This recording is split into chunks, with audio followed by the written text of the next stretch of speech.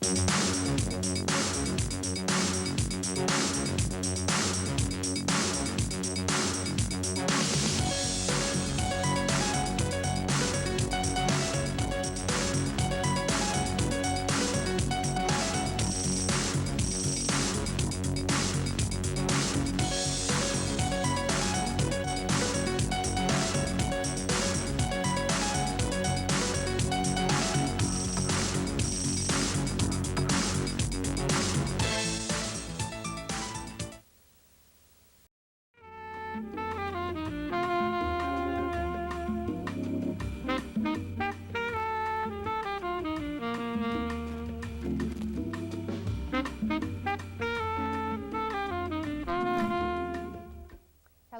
Dr. Carol Webster, and welcome to Success, the show designed to help you get ahead in your career and your personal life. Today we're going to be talking about the pursuit of excellence and why it's important for people to pursue doing great things and being good at what they do if they're going to be successful. And of course, we have a fine panel to share with you their experiences, two very prominent members of our community, and let me introduce them to you. My first guest is Dr. Mitchell Spiro. Dr. Spiro is a colleague of mine for many years now and is a psychologist who practices in Plantation. He's the director of Child and Family Psychologists and was the former president of the Broward County Psychological Association. Welcome, Dr. Spiro. Thank you. Tell us a little more about your practice and what you do. We're a group practice in Plantation. We specialize with children and adolescents, but we really call ourselves, in a sense, problem solving for all ages. So we really have a very diversified practice. We work on a sliding scale so that everybody can afford to come in, and we're on about 35 managed mental health care plans, so we're able to see a good number of people that have insurance coverage. So people have a lot of choice then when they come to your really office. Well, we'll want to hear more about the kind of things that you're doing and ways in which people who are in the business community and those that are students, ways that they can be benefiting from psychological intervention as in terms of enhancement more than even problems, really, as we go along with the show. But welcome again to Success. Thank you. My next guest is Mr. Keith Koenig, who is the Vice President of City Furniture, who you may remember many years ago was Waterbed City, and everyone certainly can remember that name. But today the reputation has expanded quite nicely, I'd say, to City Furniture. Tell us a little about the growth of your company. Thank you, Carol. The City Furniture is an outgrowth or an expansion of Waterbed City. Waterbed City started in 1971 in South Florida. We're homegrown and home-owned.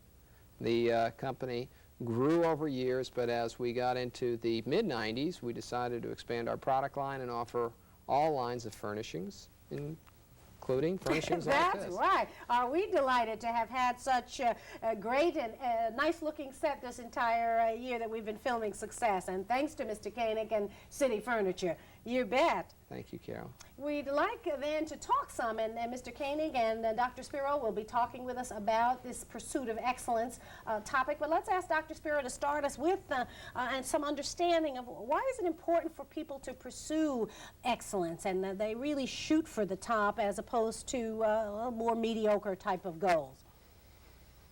I think in a sense it's like grading yourself and saying, do I really want to see myself as a C-level individual, whether it's at work, whether it's at home, any type of environment. I think back to days of being a gymnast at University of Pittsburgh. Back then, even before then, it was Kathy Rigby that was one of our competitors on an international level. And she came off of her piece, sat down with her mother, and she said, you know, Mom, I did everything I possibly could, but I just wasn't good enough. And she didn't end up getting a gold medal. Her mother said to her basically, Kathy, it's not important to be the best, it's important to do your best. Well, 4 years later, she came back with her gold medals. And I think it's a process for children and adults to see that it's not so much as where we're standing, but what direction we're headed. So I think of it in a sense as a psychologist, as a father, as a businessman, setting goals and working toward them. What about in the workplace? How does that translate in your experience for people that you've had on board or that you've interacted with out in the business community that really do set those kind of goals versus those that just sort of fly by the seat of their pants, maybe? Well, there's no doubt that goal setting and having a direction and having a plan to get there are critically important in maximizing an individual's success or an organization's success. If any organization is not setting specific plans and objectives and goals to be accomplished, they're missing a wonderful opportunity to do better. And the same goes for each individual. But I agree very much with what you all are saying about success being not only a process, but the best that you can do. I think with my kids at home, I just ask them to do their best. Success is not a ranking. It's not being number one. And I think that's pretty dangerous in our society. I think kids and people in organizations run a great risk of feeling some level of rejection if they're not number one. But success is not being number one. We're not all given the God-given skills to be the best at whatever our proven profession or endeavor is, but we can all do our best. And what if then you have staff or you're working with vendors or colleagues who say, well, my best is showing up at 10 o'clock. You know, that's my best. Well, that's generally what I call stinking thinking. And that's a pretty nice basic, or that's a pretty basic term for trying to pass responsibility from the individual someplace where it shouldn't be. We all know that we are absolutely required, whether we're in school or in our family life or in our work life, to show up on time, to do an adequate job in servicing our customers or being friendly and having a good attitude. So I think there are some minimum requirements in any occupation, any profession, any role that we can all agree on up front. And that, I think, is important, and we've had that controversy, perhaps you might want to call it that, in Broward for a while now, as there has been a lot of emphasis on quality circles and quality improvement and that kind of thing, and people not perhaps agreeing what quality is. So you may still have business folks who feel if they don't open the doors until noon, that's okay. And because they feel, you know, I work hard when I get there, and it's all right if my customers have to stand outside and kind of wait till I get there. How do we help viewers that may be struggling with defining what is quality really step back and look at themselves a little more objectively? I think it's an issue if you like what you're doing, it comes through, no matter what your job. Years ago, I drove a taxi. And I put a sign on the visor, going back to college, tip well, please. And people would ask, where are you going to school? How long are you going to do this for? And even though it was maybe a half a year of my life, it was a learning experience. It was a growth experience. And I think of it that if you like what you do for work, it really doesn't feel like work. And people will say, well, how many hours a week do you work? And I might answer, oh, maybe 4 or 5, but I'm there a lot more than 40. So then the person that's having this trouble, using that same example of opening the doors in a timely manner, you might surmise then that that person may not be so They may not like what they're doing. Yeah. And I think that part of it is checking to see a level of emotional exhaustion, a sense of depersonalization. If you feel as though you're just labeling people and what you're doing rather than really enjoying what you're doing for work, and whether or not you gain a sense of personal accomplishment. It was Dr. Maslow that studied burnout, and it's usually the high achievers that have the highest level of burnout. So they go through a cycle. Maybe somebody starts out very energetic, but after a few years, they feel rather apathetic in a sense, oh, it doesn't matter if I'm there till 12. But it does, because one dissatisfied patient or customer may tell 25, whereas one satisfied person may tell people for years and years.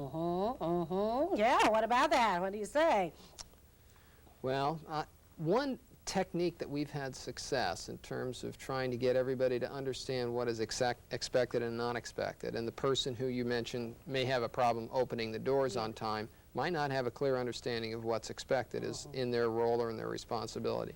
One process that we've had great success with is getting our team together, whatever part of our team there is, and discussing the job requirements and developing specific performance standards about what is expected and what is not expected. And I think that can work in a family life. I think that can work in a business life. It can work in any organization. Defining what's to be expected and then measuring the outcomes so that we can both objectively and fairly evaluate. And if the outcome should be, we got to open up at 10 o'clock in the morning and we're opening up at 12 o'clock, then it's pretty clear that that outcome's not being met. I think the other key is for people at all levels within an organization to see that people that are in charge of the organization are willing to do the same things. If they see that the people that they're working for are putting out the same number of hours, that when things get tough, they're still there also. I think that it develops a level of mutual respect where they really do see that you've been paying your dues at the same level. Absolutely. In any organization, if the leadership is not leading by example, we're in that organization or that group is going to be less than fully committed to the organization's goal.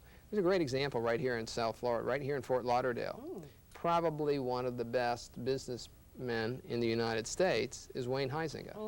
And I've always admired him, not only because of the level of achievement that he's had, but the way he's done it. The man works hard, and maybe you can fault an overabundance of work. The gentleman is committed to whatever endeavors he's undertaking, and I know a number of folks that work with him, and they all respect his level of commitment. I think that translates into any organization. If the folks who are at City Furniture, if the showroom manager is not bending over backwards to service a customer, if we're not working to keep every piece of furniture spotless and clean and displayed properly, it's very hard for the rest of the team to follow at a higher standard. That's a key feature. My father owned stores, and I think that if people that work for someone see that the manager or the owner is willing to take pride in a sense of cleaning something up themselves, stopping and picking something up that's in a showroom or on the store floor or in an office waiting room, that it has a whole different sense as far as how they see the level of commitment. The sense of, I'm proud that I work here and I want other people to be proud that they work here too. We want to make a nice reflection on the community. Our organization is far from perfect, but I remember shopping the other day at a good competitor's stores, and I visit my friendly competitors frequently. Good And I walked in the front door and introduced myself, and there was a number of furniture sales associates sitting and not really doing a whole lot. There wasn't a lot of customers in the store at that time. But I couldn't help but feel a big mistake. I walked right past a big pile of garbage at the front entrance to the store. I felt like I should have cleaned it up myself. But it's very hard to maintain a high level of success if it's not from the leadership of the entity or the organization. And your eye is going to catch that kind of thing. We want to talk some more about that, and we'll take a break right at the moment, but we'll come right back and discuss some more about this issue of quality and the fact that these blemishes do get noted, and it does reflect poorly then on you, the entrepreneur, the business person, your company, when this happens. So stick with us. We'll be right back.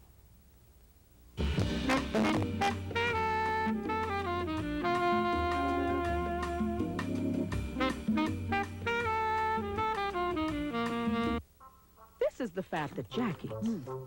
This is the label so easy and new that measures the fat that Jack eats.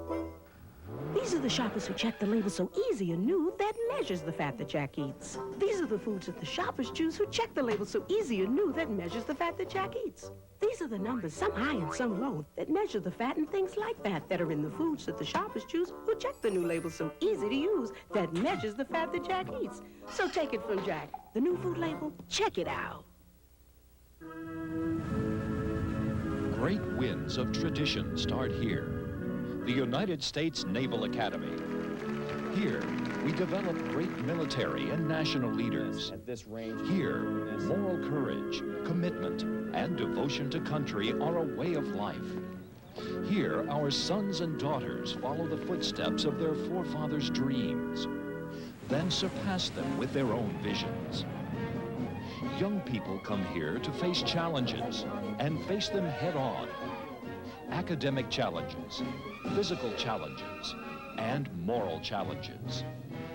These challenges mold the backbone of the Naval Academy's whole-person concept. Join the challenge.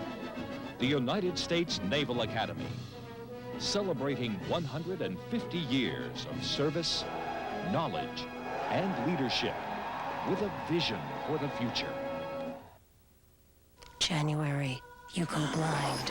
March, you can see, but you can't hold your child. December, your hands are working, so you pray. MS randomly attacks your nervous system. Help us find the answer. You're watching Comcast Community Programming Channel, TV3.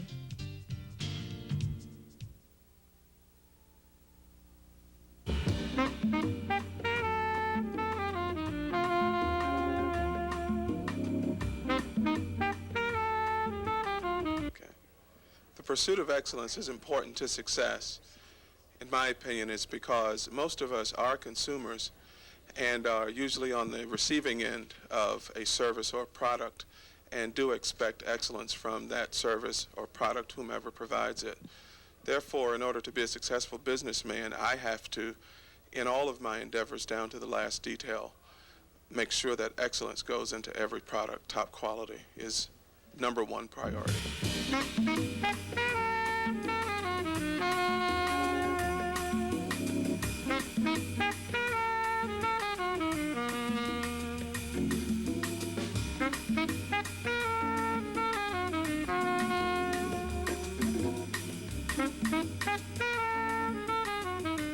Welcome back, and thanks for staying with us. During the break, we heard from Mr. Michael Karn, who, as it turns out, has recently won the Vanguard Chronicle Award for excellence in his business. So this is a fellow who knows what he's talking about. And I'm delighted to have him also here in Broward County. We'll have to invite him here on Success to tell us a little more about that. But Mr. Koenig, you were saying before the break about just the experience of a blemish in that kind of scenario that you were pointing out first. Why is it that things like that are happen? Where do you feel the ball gets dropped? What kind of happens there?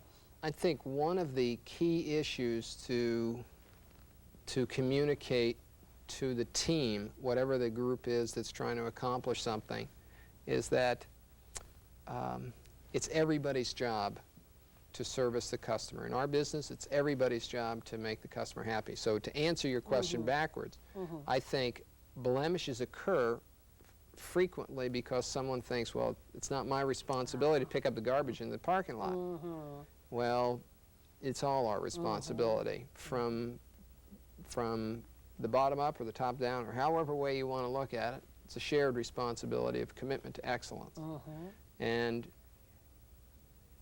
organizations that have that vision of shared responsibility, shared pride in accomplishment, and a shared vision of what success really is, I think are more successful. Well, they'll function like a family, where each person has certain roles, but if you see the newspaper outside, bring it in. If you see that something needs to be done, to work as a team, essentially. Rather than, oh, that's not me, I'm not the one who has to do that. Right. Well, what about what happens with the layers of management that allows people to begin to say, well, that's not my job, you know, I'm kind of too important for that. What's going on there that kind of stuff starts to happen? I think part of it might be that people think, I've done that for a long time, it's not my job anymore. I've But moved beyond when that. somebody else sees that you're still willing to do that. For example, in our practice, we see a lot of children.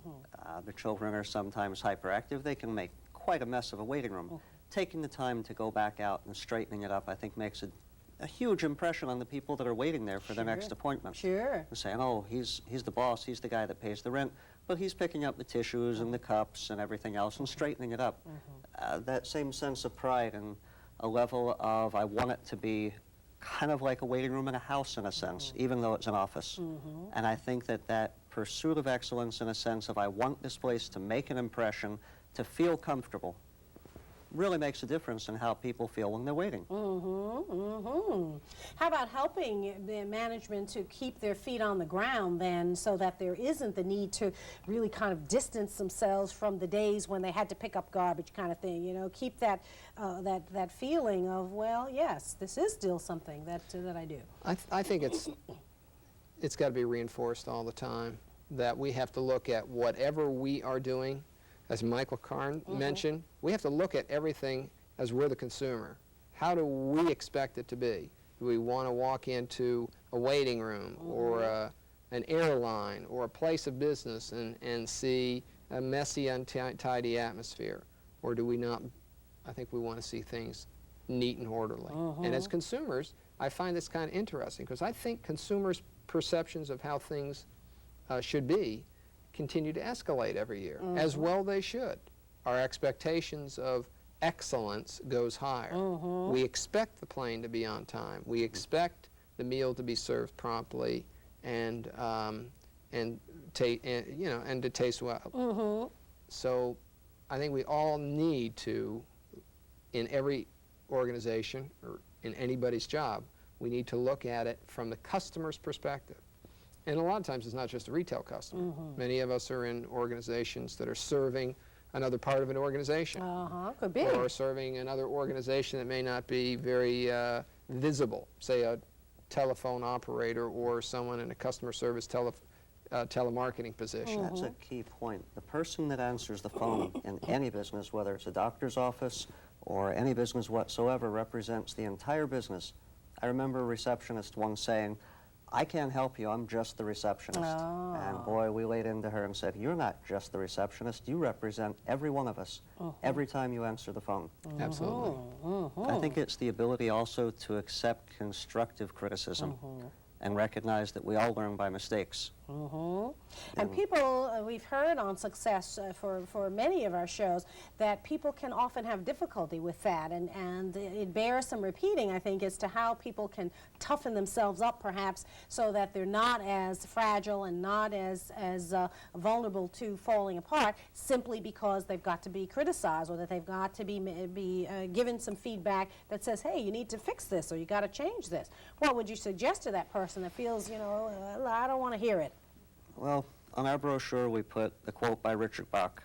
He was the gentleman that wrote Jonathan Livingston Seagull. Everybody read that book, but maybe not some of us others, and he's a terrific author. He says there's no such thing as a problem without a gift for you in its hands. We seek problems because we need their gifts. And later on in another book, there's no disaster that can't become a blessing and no blessing that can't become a disaster.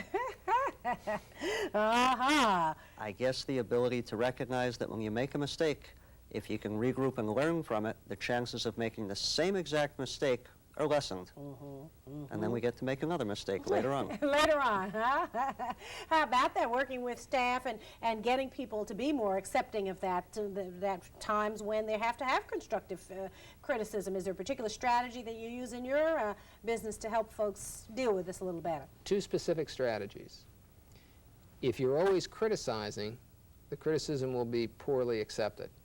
So to build an opportunity to make a constructive criticism, you have to have a long history of praise.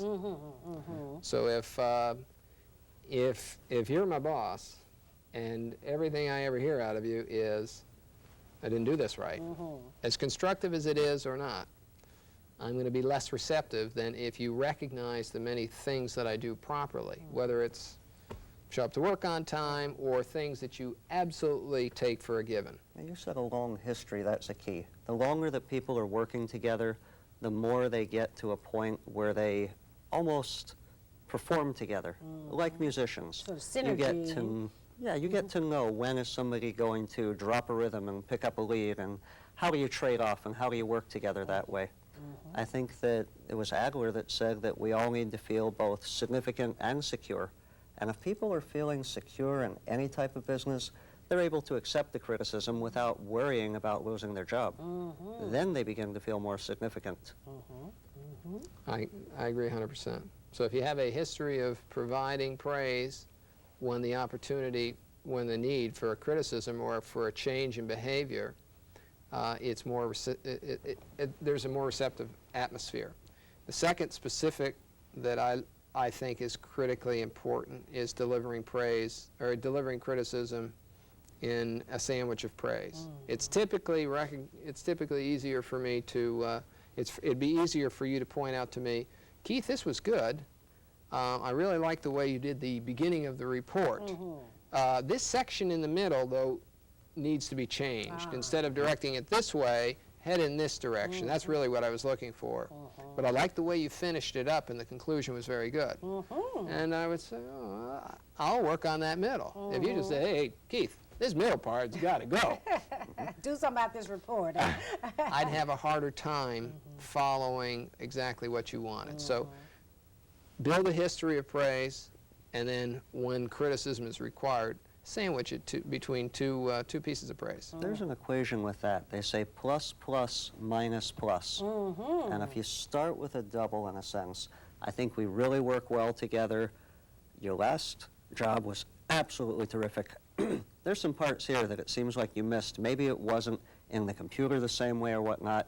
We need to finish this one by tomorrow at 5. Do you think we can get it done? And kind of framing it in a way. Exactly the sandwiching, but a plus, plus, minus, plus. It works well even to get somebody off the phone if you're in a hurry. So relative, I'm really glad you called. I really want to talk to you, but we're having dinner right now. Can I call you back later tonight? Bye, click. How about that? People tolerate that a little better, don't feel as like you're punishing them somehow or cutting them down. A lot of people have trouble saying no, and you can say no in a nice way. Just being firm and consistent. What about now, because these are characteristics or behaviors that we develop from when we were very small, what can people that are raising children today be looking for so that they later in the workplace may not need quite the cultivating and quite the nurturing that clearly many business people are having to do these days with their workforce? What kinds of things might parents be adopting from these very same strategies, but when youngsters are 2 and 5 and 6 and 13? I think rewarding children for both the process of how they resolve a conflict as well as the task. Is a project finished? I see. And that's an interesting blend. If you can stop and think, how am I doing? How does it affect everybody else that I'm working with? And are we getting the job done? There are a lot of places that function very well with process, and everybody likes everybody, and everything's going fine, and they sit back and they kind of go, gee, I wonder what happened. You know? The balance of raising children with both process and task, in a sense, helps them to get along well, but then also recognize you have to achieve goals.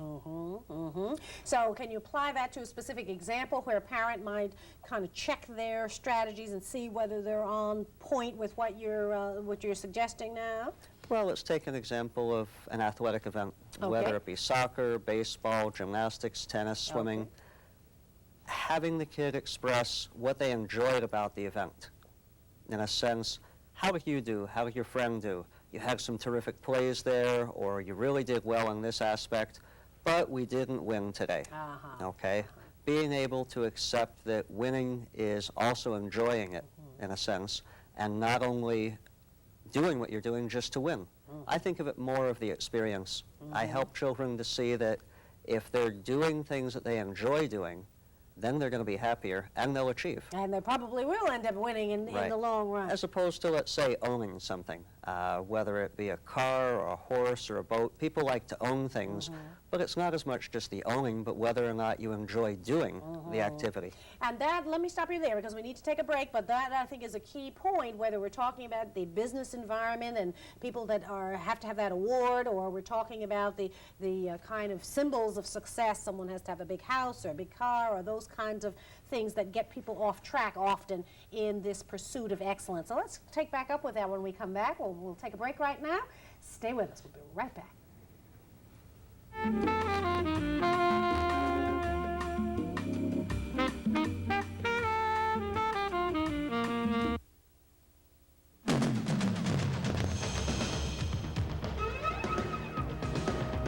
Just a little piece of paper. But this card from the Boys and Girls Clubs has kept millions of young people off drugs, out of gangs, and in school. Little piece of paper. Only a little piece of paper. It tells every kid who carries it that someone cares about how they grow up and what they do with their lives. Every day, another 300 kids will join the club. That's 300 kids who will be picking up a membership card instead of a gun or a needle or a knife. It's amazing, isn't it? Even still, there are thousands more children who need our help. You know, too many people feel like they can't make a difference, but I'm telling you this. Put this card in the hands of a child, and you will change that child's life. Do that, and you can change the world. It's up to us. Support a program that works. The Boys and Girls Clubs, the positive place for kids. The wish for a baby is a special one. A dream that enters your heart and never leaves. When it's time to bring that dream to life, see your doctor before you become pregnant.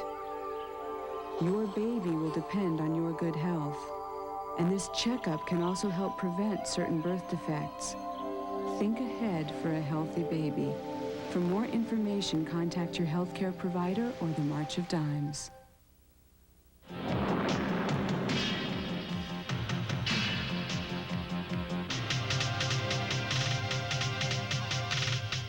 Maybe you can be one of us, the few, the proud, the Marines. For free information on how you can help conserve our songbirds, write Songbirds, Washington, D.C., 20240.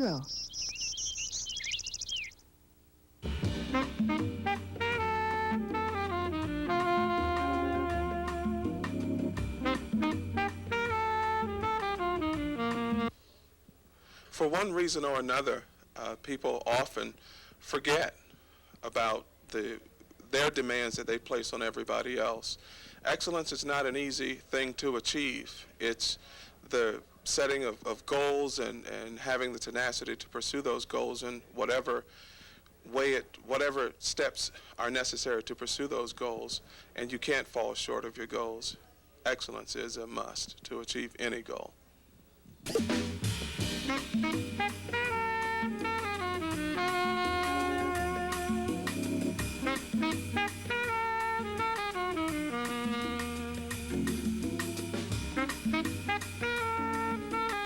Welcome back, and again, thanks for staying with us. Once again, we heard from Michael Karn of the Data Bridge Corporation, and it reminds us that we really should not make this an optional kind of thing, this pursuit of excellence, that this should be the standard, even though we try to stay away from that should word in psychology. The fact of the matter is that there really can't be an option with this, can there, when you're talking about the pursuit of excellence in business? No, we all need to be striving to do the best that we possibly can. And it's every part of the team has got to be striving to do the best that he or she possibly can. As a licensed psychologist, I'll run with the word should. Yes. Tell us a little about that should business. When we do what we should do, we end up feeling as though we're our own parents, very critical. We might be nurturing in the sense that we're trying to do the best we can. But if we do it because we should, we don't ever feel as though we've done what we chose to do. So I think of it, in a sense, the pursuit of excellence as being a choice, one that we make every day. And hopefully people see the value in making that choice as opposed to the other alternative that there would be. As their self-esteem increases, they end up having a higher level of energy as opposed to feeling exhausted. I like being able to lock the door at the end of the night and saying, okay, now I'm going to shift gears. Now I'm going home. Now I'm putting on, in a sense, another hat, another role, rather than saying, boy, it's been a long day. I'm tired. It's very rare that I think people that love what they do feel tired at the end of their day. I like the idea of being able to look at your appointment book for the following day and say, gee, this is what I'm doing here, this is what I'm doing here. I have to remember where to go. Am I going to a school or a hospital? Do I have a speech? Do I have other meetings? Possibly divorce mediation as opposed to therapy? What's the next day going to bring? And then closing the book and saying, okay, I've compartmentalized it now. now I can go back, instead of being Dr. Spiro, now I can be Mitch at home. And have a little time for yourself then, indeed. Well, now, back to that point, though, of people who may see the pursuit of excellence as getting something or having some tangible kind of manifestation of success. How do we help them avoid that particular type of trap so that it's not driving for success in order to get whatever business award you may give in your company, or it's not being the business of the year person, or it's not being able to live in fancy neighborhood A kind of thing, but rather is being done for the intrinsic value or the process of simply, as you say, enjoying what you're doing and being able to look forward to that. Exactly, being consistent and congruent, and saying I'm comfortable with myself and my relationship to those around me, and being able to recognize the awards are important in certain fields. It, in a sense, validates you, makes you, I guess, from the community's point of view, substantial, and they know that you've paid your dues. Being the president of an organization takes a lot of time, a lot of energy. Sure. But it has its rewards that you said, intrinsic rewards, let's say, that you know that you've done what makes sense to you. And other people see that and remember, and kind of live by the logic of what goes around comes around. You put something back into the community will treat you well, no matter what your business. What about that employee or that person, that colleague that though is simply just driven about the process of the awards as opposed to what it is that they do? What might you say to them? That just kind of a person that has themselves worked up into a state about whether they are going to be this year's winner or whether they are going to be able to drive fancy car A this year as a show of their success. What would you say to that person? Beware of the goals that you set. Because if you achieve them, they may not be all they're cracked up to be. I've had the pleasure of having a lot of friends and seeing some achieve goals that were not well conceived, and having them be very disappointed at achieving those goals. Anybody who's going to shoot for a goal, it needs to be a meaningful goal. And if it's simply being number one in a sales organization, in any organization, I think that there is an environment there that may not be very healthy. I think we want to strive to do the best we can, but the achievement of being number one is not necessarily the critical issue. I think the critical issue is the process of doing what it takes to be as good as you can be. So I don't think it's healthy that we have a number one mentality. I think it's much healthier in the business world to recognize achievement for what it is. I think it's important. Everybody's competitive. We all want to do the best we possibly can, and we'd all like to be number one. But I think if an organization or a family or individuals put too much of a importance on rating or a specific top priority, I think it's a little bit dangerous. In the field of psychology, I don't think you can ever be the best. I think your striving is to be one of the best constantly, and to have a few areas of specialization where you know that other colleagues will respect you, and that if they come across a situation, they'll think of you for those areas, but also having the ability to say, I'm not an expert in this other area, and I'll refer to another colleague that I have that level of mutual respect for. You bet. We try to build a lot of team perspective. I think everybody wants to be a part of a winning team, and a winning team does not, in the business world, in all of our careers, our organizations can be successful, and other organizations we compete with can be successful. If we're talking about the Miami Dolphins or the Miami Heat, somebody's going to win a game and somebody's going to lose a game. In the world of athletics and professional sports, that's a very defining situation, and teams define themselves whether they win the championship or lose, or they don't win the championship. Fortunately, in the business world, in the professional world, there's the opportunity to be successful and have competitors be successful. We don't have to kill them. We don't have to beat them into submission. We can accomplish our goals and find pleasure and satisfaction in that level of success. One of the issues I discuss in success management is this whole notion of a success depression. People who have really lost their eye on really the goals that matter in their lives, and instead have focused perhaps too much on the conspicuous consumption of success, and who then do feel very depressed and burn out very easily, as you were pointing out before. We've all heard the examples of students that have driven themselves to no end to sort of be the top in the school, only to fall apart afterwards, and that kind of thing.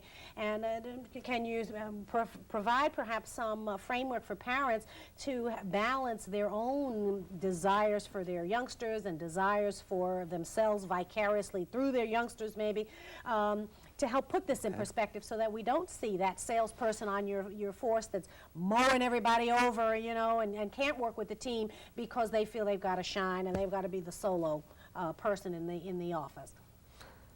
I think we rely on the team approach again. The old expression of there are doers, booers, and boo-hooers comes to mind. Tell us about that. The doers are the ones that decide what needs to be done, and they simply bulldoze ahead and do it. The booers are the ones that we all know that sit back and complain why it can't be done, how we'll never finish, it'll never be good enough. The ones that are constantly dragging their oars in the water. The boo-hooers are the ones that sit back and complain, we couldn't possibly have done that, we'll never get it, it'll never work. But being able to focus on being one of the doers and getting the children to recognize that at a very young age. If you're one that says, I can do this, it may not be perfect, but I can. And being able to have the guts, so to speak, to stand up to the 2, 3, 4, 5-year-old child and say, don't say I can't, say you haven't learned how yet. I'll help you. It may not be perfect the first time, but we'll work on it. And every day you'll get better and better and better, and then you'll like it more instead of giving up. And then if the youngster takes that and can't accept a failing, can't accept then less than perfection, what then? Then the parents are putting too much pressure on the child. Sometimes we live vicarious through our children. In a sense, we like to see them achieve because we can live through their success. We have to step back and look at why are we pushing our children. We want them to be happy, we want them to feel intelligent, we want them to have friends. Sometimes I like the kid that has A's and B's as opposed to the kid that has straight A's and doesn't have friends. I think we look back to our own childhood experiences to recognize it's important to be happy each day, not live with the logic of, I'll be happy when. If I say, I'll be happy when I do this, I'll be happy when I do that, you never really reach happiness. But being able to enjoy what you're doing by choice and feeling as though you're doing it and that you can, getting parents to focus on that.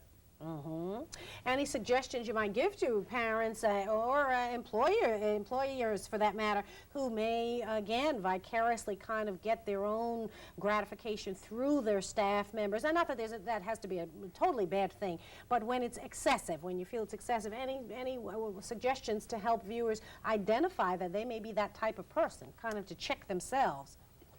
Well, I think it's typical for the parent whose child is obsessed with perfection that they are completely off the final direction. They're setting too high of a standards or putting too much pressure on them. It's the same thing in the business world. If I'm leader of a team and we're trying to compete in our organization or compete in the outside world, if I'm not setting the right goals of success in the process as opposed to success in some other measurable that end manner, result. And that end result. If I'm only concerned about winning, the team is not going to get a clear and intelligent direction. The team's not going to have the same level of respect for the leader, just the same way the child would not have the same level of respect for the parent.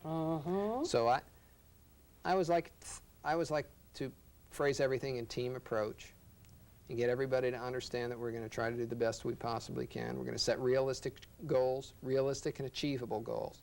If we set unrealistic goals and we set a goal that's past what we really realistically can think we're going to achieve, we're not going to enjoy the process, we're not going to do as well as we possibly can. I agree. And we'll want to talk some when we come back from this next break in our final segment of Success about what you might be able to do for yourself if you're recognizing yourself in some of these examples that Mr. Koenig and Dr. Spiro are pointing out, what you can do to kind of correct that we haven't yet discussed. So stay with us. We'll be right back.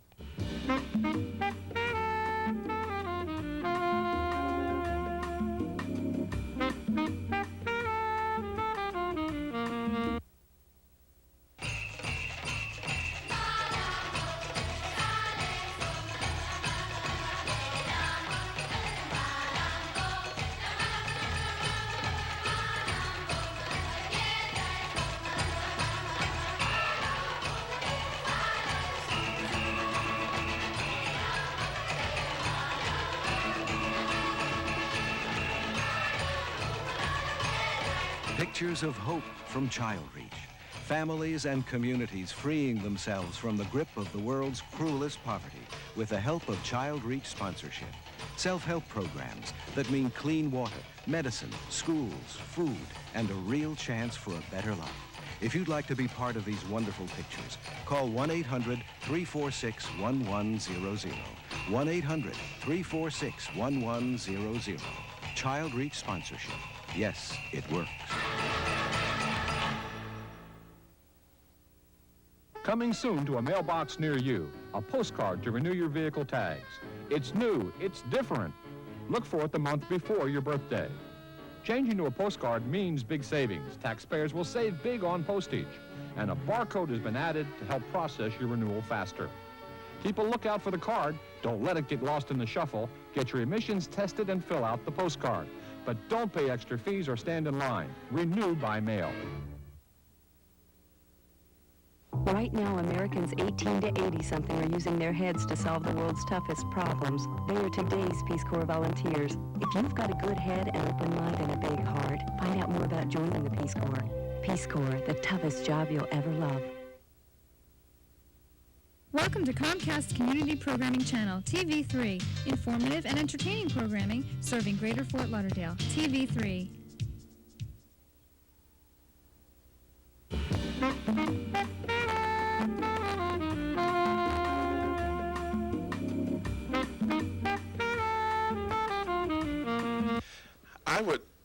Well, the role model that I have for my life is my grandmother. My grandmother would not take anything less than perfection, it seemed at the time. If a page of written material was required and it was not neat or properly organized, not erase just the part that was unorganized, the whole project had to be begun again. So my grandmother, although she's not with us anymore, she instilled that excellence speaks for who you are. And welcome back, and thanks for staying with us as we close down this segment of Success and talking about the things you can do for yourself if you have not been fortunate enough to perhaps be brought up in an environment where you feel like you've got these characteristics all together. Dr. Spiro, I'm sure, will tell you it's just never too late, and we don't want to have that kind of attitude of, well, you know, my family was dysfunctional and therefore I'm not going to be the type of manager in Mr. Koenig's company that he would be proud of. That really just isn't true. No, that's not. And there comes an age where you have to stop blaming your parents. Mm-hmm. We all say, oh, but I grew up in this kind of family. And you say, but what have you done for the last 20 years? Well, good. Maybe you didn't finish college, but maybe you could do it 1 or 2 classes at night now. Mm-hmm. And people that are most satisfied with their careers are often the ones that went the furthest in school. Mm-hmm. And I tend to push children toward some form of education. If it's a task in a sense, if it's something of a nature of carpentry or cabinet making, that's fine. But read books on it.